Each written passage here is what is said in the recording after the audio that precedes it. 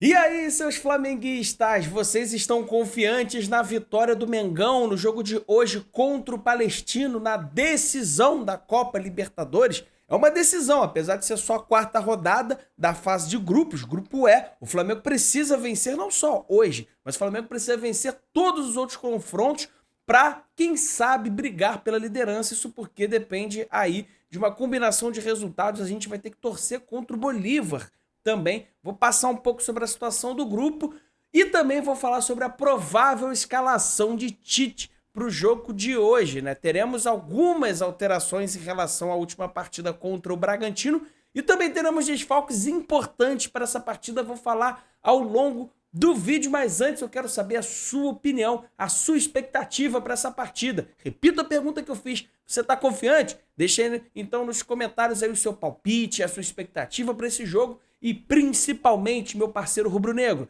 deixa o seu like. Seu like vai ajudar demais a gente aqui a crescer. Canal novo, precisando da sua ajuda, precisando do seu like para a gente poder crescer e continuar aqui com a produção de conteúdo. Se você é novo aqui no canal, seja bem-vindo, se inscreve aí, dá essa moral pra gente, de rubro-negro para rubro-negro, dá essa moral aí pra gente.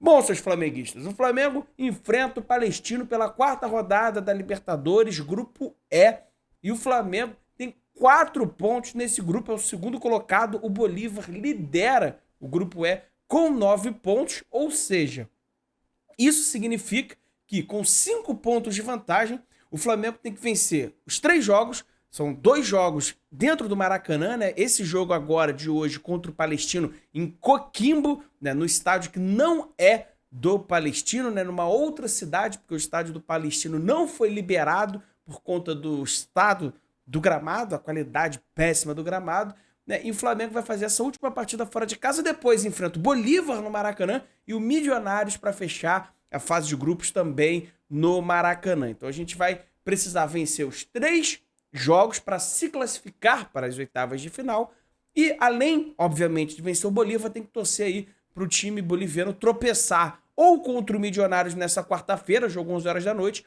ou na última rodada contra o Palestino, jogando lá em La Paz, na altitude de La Paz. Então, eu acho que é o mais provável a gente tentar zicar na quarta-feira, né? Porque o Milionários enfrenta o Bolívar jogando em casa. Um empate já ajuda a gente.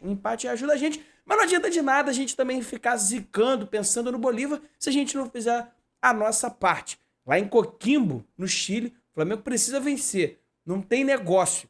O Palestino foi um time que dificultou um pouco a nossa vida no primeiro jogo, né? O jogo no Maracanã. Primeiro tempo foi muito bom. Eu vi muita gente reclamando do jogo do Palestino, mas eu vi com outros olhos. Eu acho que foi um jogo de 2 tempos distintos naquela primeira etapa. O Flamengo amassou no primeiro tempo. Muita gente falou que o Flamengo perdeu o gol. Eu não vi isso. O Flamengo criou muitas oportunidades e o goleiro deles fez duas defesaças. Uma delas, uma cabeçada, não lembro de quem foi. Fez 2 defesaças. O zagueiro deles tirou uma bola que é no ângulo, em cima da linha. Primeiro tempo, o Flamengo poderia ter terminado uns 3-4-0. No segundo tempo, o técnico do Palestino fez 2 mexidas, adiantou o time, botou o time para cima e aí o Flamengo sofreu um pouco. O Palestino ficou rondando a área, cruzando bola na área do Flamengo. Não criou nenhuma grande chance. O Rossi fez 1 ou 2 defesas, mas ficou ali rondando a área do Flamengo até que o Bruno Henrique no contra-ataque matou o jogo. A gente fez 2-0. E pro jogo de hoje, meu parceiro, não tem negócio. A gente tem que vencer, estamos fora de casa, mas, cara, não tem jeito. A gente tem que se classificar, a gente tem que buscar a liderança do grupo, porque a gente sabe que é importante terminar em primeiro. A gente teve aí o exemplo do ano passado, de 2023, que a gente terminou em segundo, decidiu fora de casa, e aí, meu amigo, contra o Olímpia, a gente acabou saindo. O Flamengo, para essa partida, tem alguns desfalques importantes. Eric Pulgar já era esperado, não vai jogar, não está recuperado. E o Arrascaeta, ele chegou a viajar para a Bragança Paulista, porque o Flamengo de Bragança foi direto para o Chile. Tinha esperança do Arrascaeta retornar nessa partida, a expectativa era que ele fosse retornar nessa partida, mas ele está cortado, está vetado, já até voltou aqui para o Rio de Janeiro, né? Nem viajou para o Chile, então o Arrascaeta também de fora, desfalque importante no meio campo do Flamengo, assim como Varela. Ele sofreu um problema na costela, também não vai para o jogo, não vai ser relacionado, nem no banco vai ficar. Nós vamos ter que ir com o Wesley na lateral direita novamente. Que dê tudo certo para você, Wesley. Que dê tudo certo pra você. Reza aí, porque olha, é complicado aquele setor direito ali. O Wesley foi uma mãe, uma água, né? Principalmente no jogo contra o Bolívar, no jogo contra o Bragantino também foi. Vamos torcer aí para que o Wesley esteja numa boa noite e não nos traga desesperos. O lado bom é que a gente vai ter o retorno de Everton Cebolinha, isso mesmo. Depois aí de um tempo machucado, depois de um tempo lesionado, Everton Cebolinha está de volta aí ao Flamengo, vai começar como titular muito provavelmente.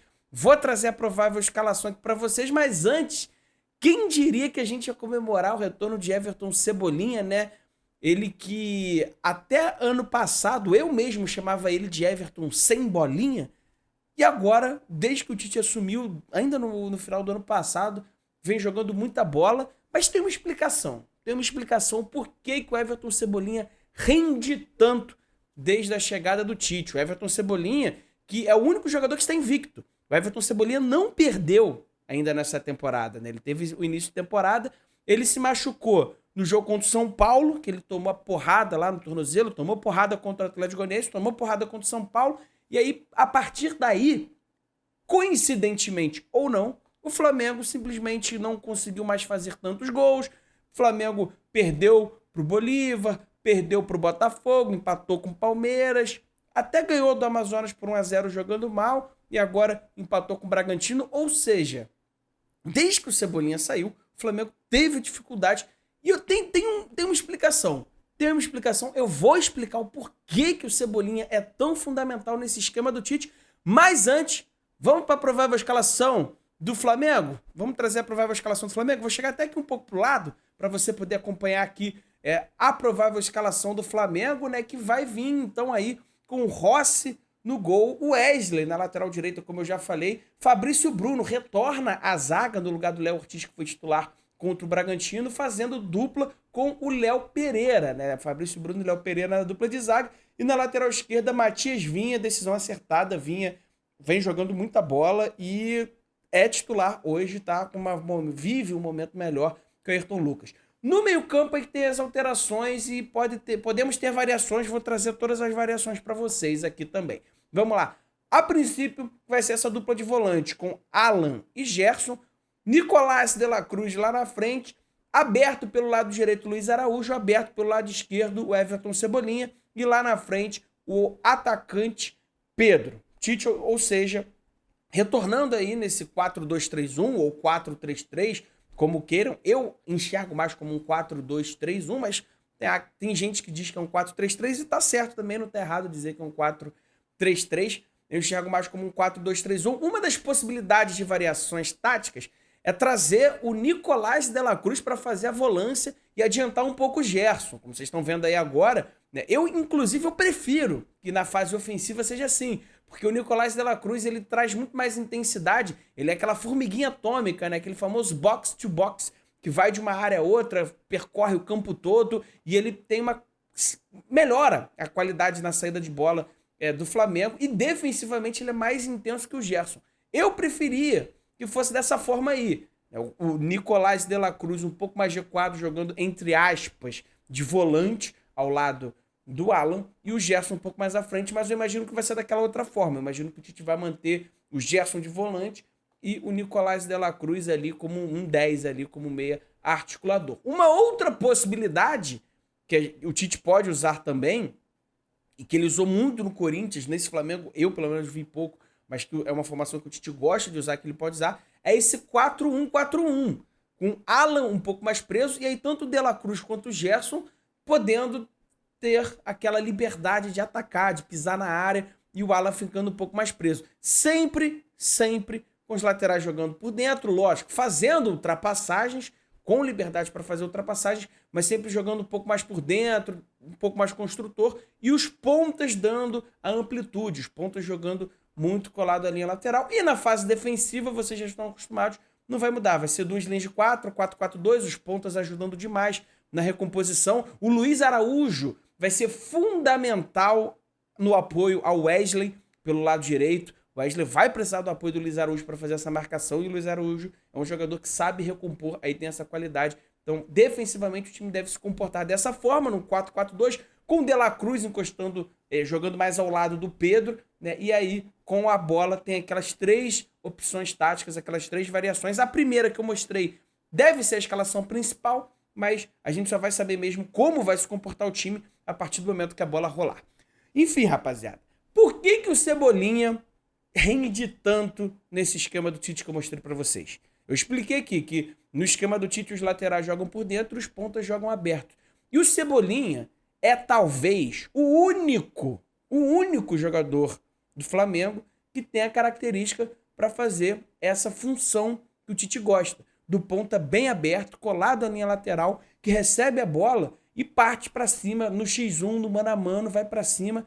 Ele é talvez o único jogador que tem essa característica. O Bruno Henrique, que vinha substituindo o Everton Cebolinha, ele até pode exercer essa função, mas não é a principal característica dele. A gente sabe que ele joga muito melhor ali como um segundo atacante, pisando muito na área, entrando muito na área, até porque ele tem uma impulsão muito boa. Ele é diferente do Everton Cebolinha. O Everton Cebolinha tem um mano a mano muito bom, um drible muito bom, coisa que o Bruno Henrique não tem. Eu, inclusive, contra o Bragantino, falei no vídeo pós o empate contra o Bragantino, vou deixar aí no card e na descrição para você poder ver também. Eu falei que eu senti muita falta do Bruno Henrique da drible. Ele pegou umas 3, 4 bolas ali no mano a mano e ele não foi para cima, não deu drible.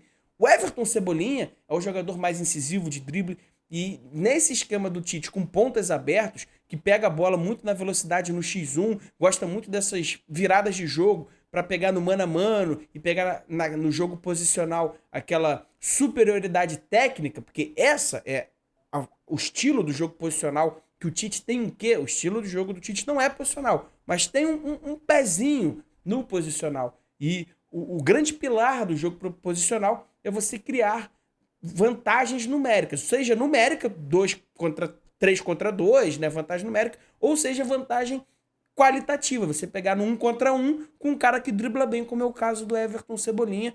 Por isso que ele rende tanto nesse sistema do Tite, por isso que desde o Tite chegou, o jogo do Everton Cebolinha melhorou muito, e por isso que o Flamengo sente falta do Everton Cebolinha, e obviamente vai ser um grande retorno aí pro Flamengo, né, pro jogo de hoje, o Everton Cebolinha. Espero aí que então que ele ajude o Flamengo a trazer uma grande vitória. Não espero um grande resultado, mas não vou ficar em cima do muro. 2-1 pro Flamengo hoje. Eu botaria 2-0, mas como o Flamengo tem tomado os gols, né, aquele negócio de não tomar gol caiu por terra, então 2-1 pro Flamengo é o meu palpite. E o seu? Repito, deixa o seu palpite e sua expectativa aí nos comentários, deixa também o seu like. Valeu, tamo junto, deixa o seu like, deixa a sua inscrição e ó, quarta-feira, excepcionalmente quarta-feira, faremos a live aqui, a resenha 100% rubro-negra aqui no Setor Norte. Dia seguinte ao jogo, eu e mais outros colegas rubro-negros, juntamente com você que participa dessa resenha conosco, você é a estrela da nossa resenha. Então, cara, já se inscreve aí, assina, clica aí ativa, né, o sininho da notificação, porque na quarta-feira, 8 horas da noite, no dia seguinte do jogo, a gente vai estar ao vivo para debater tudo sobre o que foi essa partida entre Palestino e Flamengo. Valeu? Tamo junto, saudações rubro-negras, até o próximo vídeo.